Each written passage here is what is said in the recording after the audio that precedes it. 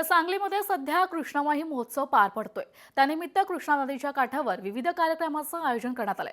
भजन कीर्तनसह कृष्णामाईची महाआरती अशा पद्धतीचा सोहळा पार पडत असून वाराणसीच्या आचारकांच्या प्रमुख उपस्थितीमध्ये कृष्णामाई व गंगामाईची महाआरती पार पडली आहे, ज्याला हजारो सांगलीकरांनी उपस्थिती लावली होती। शहरातल्या कृष्णा नदीच्या तिन्ही घाटावर पार पडणाऱ्या कृष्णामाई महोत्सवानिमित्तानं संपूर्ण कृष्णा नदीचा घाट परिसर व ऐतिहासिक आयविन पूल विद्युत रोषणाईनं झळाळून गेलाय।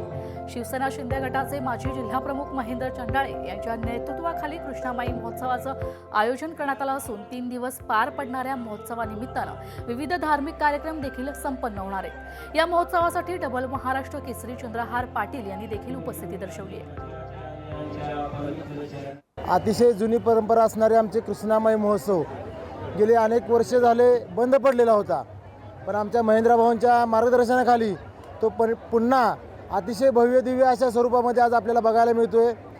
खरोखर ही सांगलीची आमची संस्कृती असं सांगलीचं वैभव म्हणावं लागेल, कारण अशा एवढ्या मोठ्या प्रमाणात कृष्णामाईची आज पूजा करून कृष्णा महोत्सव आज आपण साजरा करतोय। अत्यंत धार्मिक, सांस्कृतिक आणि ऐतिहासिक सजावट या ठिकाणी केलेली आहे। म्हणूनच मी आपल्याला म्हटलो की या ठिकाणी आपण त्रिवेणी संगम या ठिकाणी केलेला आणि खऱ्या अर्थानं या त्रिवेणी संगमावर कृष्णामाईच्या साक्षीनं या सांगलीकरांनी अत्यंत मनोभावी गंगामाईची आरती, कृष्णामाईची आरती आणि या ठिकाणी होणारे भजन कीर्तन प्रवचन, तसेच आपल्याला कृष्णामाईला प्रदूषण मुक्त करण्यासाठी, प्लास्टिक मुक्त करण्यासाठी आपण जे काही उपाययोजना केल्या पाहिजे त्याही या ठिकाणी आपण चांगल्या पद्धतीनं व्याख्यानं आयोजित केलेले आहेत।